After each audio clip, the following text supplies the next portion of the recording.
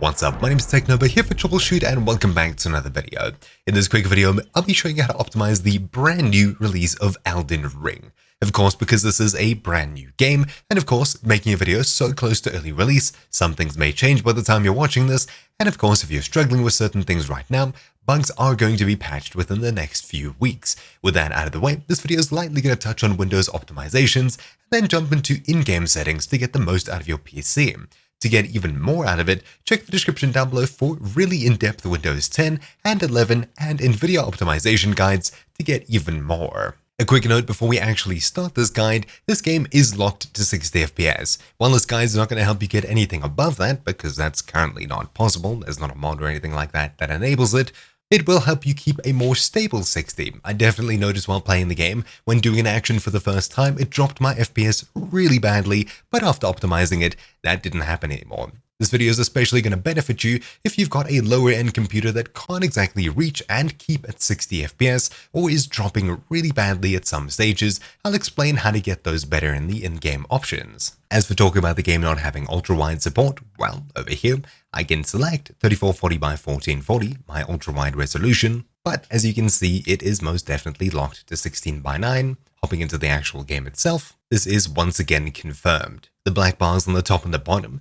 simply mean that this video is currently being recorded in ultra-wide. On top of that, however, the black bars on the side are added for me as well. But anyways, with that out of the way, let's go ahead and start with some super basic Windows optimizations. First of all, go ahead and update Windows and your graphics card driver if you haven't already. Hit start, type in update, and go through the Windows update process. Then for your graphics card, in the description down below you'll find download links for Intel, AMD, and NVIDIA. You can either download and install the latest drivers through those links, or of course if you have software like NVIDIA GeForce Experience, you can use that to update your graphics card driver instead. Speaking of updates, is it worth moving from Windows 10 to Windows 11 for performance? No. There's no specific features in Windows 11 that give you extra performance that make it worthwhile to move from 10 to 11. The only reason you should do it is because you like the new features or you're ready to go through the huge learning curve of the different UI. That's why I'm sticking to Windows 10. Then let's go ahead and clear out some extra space on your drives, which is especially important if they're near capacity. Hit start, type in cleanup, and open disk cleanup as administrator. When it opens, choose C drive and click OK. Wait for it to scan. And when it pops up, simply tick everything on the list except for recycle bin, which you can go through and clear out later manually, and thumbnails down here if you use lots of pictures on your computer. Then click OK, delete files, and wait for this deletion process to finish. If you have your game installed to a different drive, make sure to open it up once again as admin and select that drive instead, say D drive, and follow through the exact same steps. When it's done, hold start and press R, and inside of this run dialog, type %, temp %, and hit enter. Then a new file browser will open up. Hit Ctrl A to select everything, then Shift Delete to delete them, skipping the recycle bin. Click Yes, wait for it to scan, and click Continue if necessary, with Do This For All checked. If you see any errors like this, click Do This For All and skip. Rinse and repeat for all the errors you ran into. When it's done, you should be saving a ton of space on your computer. Then head back to this PC, C drive, and Windows. Inside of here, scroll down to Temp, once again Ctrl A, Shift Delete, and Enter. Skip all errors, and now we're done clearing out temporary and leftover files on our computer. Now let's get into the power plan. Hit start, type in power space plan, and click on choose a power plan. Inside of here, you'll likely have balanced, power saver, as well as high performance options with one of the first two selected. Simply choose high performance and you should immediately notice a difference. If you have CPU-specific high-performance plans, pick these instead. If you'd like to try out the Ultimate Performance Power Plan, in the description down below you'll find a bit of code that you can copy. Hit start, type in CMD, run it as admin, and paste it in here with Ctrl V, then hit enter. Upon doing so and refreshing your power options screen, you should see a brand new power performance plan. Select this and you should immediately notice an improvement in performance. Now, let's go ahead and optimize our running programs on our computer and programs that start up with our computer. Press Ctrl Shift and Escape all at once to bring up the Windows Task Manager. On the Processes tab, you can sort by CPU, memory, and GPU to see what is using what on your computer. The fewer background programs you have running, the more resources you have available for your game to take and run at the best performance possible. Then we'll be heading across to the Startup tab at the very top. Inside of here, sort by status, and everything listed as enabled starts up when your computer logs in. You can find unwanted programs, right-click, and click Disable. That way, you'll have to manually start them yourself, speeding up the startup process, and of course, you'll have less programs to close when you want to play a game. If you're a power user, head across to Services at the very top, click Open Services, and inside of here, sort by startup type. Everything listed as automatic starts up with your computer. Double-click Unwanted Services and change it from automatic to manual. That way, either you or a program has to start it up when it's necessary. Don't change them to disabled. This is a very basic guide on optimizing things that start up with your computer, and instead, in the description down below, you'll find a really in-depth guide that shows you how to get to programs that aren't even listed here.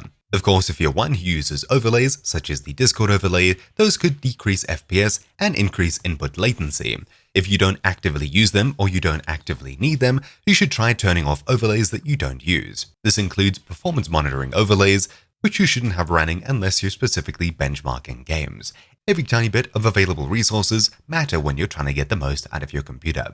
Finally, let's get into some game-specific ones. For this, you'll need to know exactly where the game is installed. For this, I'll open up Steam. I'm not too sure if it's available elsewhere, so the steps may be different. If it is, I'll search for Elden Ring and simply right-click, hover over Manage, and choose Browse Local Files. Inside of here, you'll find two folders, ADV Guide and Game. What we're looking for is the game directory over here, and we're going to locate eldenring.exe.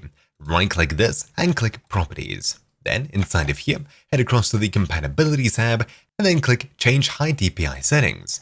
In here, tick this box, select Application, and choose OK. Now, inside of this Properties window, some people get better performance in full screen mode in-game when they have this option ticked, Disable Fullscreen Optimizations. Basically, without this ticked, full-screen games run in sort of a half-windowed, half-full-screen mode, where it's quicker to tab in and out, the screen doesn't adjust so much, etc., but it may come at a cost of lower FPS or higher input latency on some computers. I'd recommend that after you finish this optimization guide, you try playing the game with this ticked and without this ticked to see what you get better performance with. More often than not, you'll get better performance with this unticked. So click OK. Now that we've got that set up, we'll right-click up here in the path, and then choose Copy Address as Text. Hit Start and type in GPU, then open Graphics Settings. Inside of here, make sure that Hardware Accelerated GPU Scheduling is turned on, and under Graphics Performance Preference, select Desktop App and click Browse. Inside of here, click in any empty space at the very top, hit Ctrl-V to paste, and then Enter to navigate into the folder we just copied. Double-click on eldenring.exe, and you'll see it on the list here. Simply click Options when you have it selected and choose High Performance, then Save. Scroll up to the very top and click the Home button up here. Now choose Gaming. Inside of the Xbox Game Bar tab, make sure that this is turned off unless you specifically use the Xbox Game Bar. Then the Game Mode tab, make sure that this is turned on. If you're someone who's used the Xbox Game Bar before, or you have it installed, it's a good idea to make sure that Microsoft's version of Shadowplay isn't running in the background, constantly recording your screen. Hit Start, type in Xbox, and open the Xbox Game Bar. Then click Settings at the very top, and head across to the Capturing tab, where you'll make sure that Record in the background while I'm playing a game is unchecked. Then click Anywhere to close this. Now finally, before we actually launch up the game itself, we need to know if the game is GPU or CPU limiting us so we can optimize further. When you're in a demanding scene or running a benchmark in-game, hit Ctrl, Shift, and Escape to bring up the Windows Task Manager. Head across to the Performance tab, and simply see if your GPU is hitting 100% all the time or your CPU is hitting 100%. Whatever is maxed out all the time is what you're limited by. If you find that your graphics card is holding you back, it's a good idea to disable hardware acceleration in other programs on your computer, most importantly browsers. This includes Chrome, Firefox, and programs based on Electron and similar frameworks like Discord and Steam. In Discord, for example, head across to User Settings in the bottom left, then on the Advanced tab, you'll find hardware acceleration that you can turn off. By doing so, Discord and other programs will use more of your CPU instead of your GPU in the background. They may become more stuttery when lots of animations and video decoding or encoding are going on, so it may be a good idea to re-enable these later when you're not playing super demanding games. Of course, the alternative is to simply close those programs as well, including your browser. Speaking of CPU or GPU limited, if you find that you're CPU limited instead of GPU, which this guide is mainly going to focus on in just a bit when we get to the in-game settings, it may be a good idea to actually raise some of the settings in-game to balance out your computer. If you're CPU limited, you'll find that no matter how low you drop your in-game graphics settings, you won't gain any performance. Instead, the game will just look worse and worse while keeping the same performance. If you find that that's happening, it's a good idea to crank some settings up, especially ones that you may notice more than others, such as lighting and shadow effects. But anyways, with that out of the way, let's get into more game-specific options and finally launch up the game itself. If in the future any launch arguments are added, simply right-click the game and click Properties, and we can add them here under Launch Options. Currently, there aren't many known ones, if any, and of course you'll find some in the comments down below from fellow viewers like you if there are any. For now, I'll click Play and fire up the actual game itself. On the main menu here, I'll simply head into System. At the very top, we're looking for the last tab, which is the screen over here. Screen mode should be set to full screen for the best FPS possible, and resolution should match the resolution of your display, or at least a supported resolution. That way things won't be stretched and or blurry. Auto detect best rendering settings is something you can have on, and it should give you the best settings for your PC, though as far as I know, it only really changes the quality settings preset over here rather than all of the advanced settings individually to match your PC. So I'd recommend turning this off. Just for a baseline, I'll leave it on maximum on my 3090 Ti, and later on I'll be cranking it down before we get into the advanced settings over here. So let's go ahead and benchmark what maximum actually looks like. So I'll create my hero Kevin, but unfortunately this game is locked to 60 FPS. After a quick Google, well, yeah, it seems to have been announced way back even last year. There'll probably be a patch for this or a mod or something along those lines that enables you to go above 60 FPS, but if you're someone who's sitting below 60 FPS, this guide will definitely help you reach that mark and stay there consistently, especially if you lose a couple of FPS here and there, stuttering, etc. While it's not exactly perfect, there is definitely more rendering here than inside the building. So unfortunately on a 3080 Ti, you won't see a difference when I optimize things here, or at least help you optimize them on lower end graphics cards, but it should definitely help at least somewhat. A bit unfortunate for the video, but if you're someone who's struggling, this will still help you regardless. Anyways, so clicking the Options button, heading down to System, and across to Display, let's go into Advanced Settings here. Of course, using this Quality Settings button over here, we can change between everything in the Advanced Settings menu here with just a couple of clicks. And of course, we'll need to return to the title menu in order for everything to update. Already though, motion blur and things like that have been turned off. So heading out and back into the game, you can see that things have changed quite a bit. Aliasing is more noticeable, but it really doesn't look that bad for low compared to maximum. That's great news, as you can comfortably turn things down and gain quite a few FPS, making things more stable. Once again, unfortunately, you're not able to go above that 60 FPS cap, however. But shooting an arrow for the first time, there was no FPS drop, or at least a very slight one, where previously I dropped to around 30 FPS on my 3080 Ti. Quite unfortunate, especially if you're quickly comboing things and new effects are popping up that aren't cached or something like that. They could cause massive FPS drops, causing you to maybe miss hits and things like that, making life a bit harder than it should be. So what you'll really want to do is use the Quality Settings button over here to pick a preset that mostly fits your PC. If you don't really know, or you don't need to be pushed all the way down to the absolute lowest, I'd start with a medium here and head into Advanced Settings. Starting at the very top, Texture Quality. This is completely controlled by the amount of VRAM on your computer. On low, this game's using 4.5 gigs of VRAM. I've pushed it up to high, so I'll quit out of the game, and it still seems to be taking up about 4.5 gigs. Not too much of a change there. I would think maybe a full reboot is necessary, or maybe currently things just aren't loading in entirely.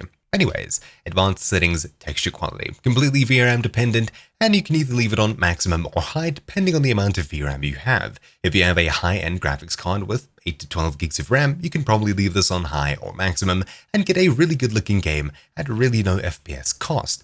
If you're running medium or low-end cards, I'll choose medium or low here. Everyone else, I'll choose high.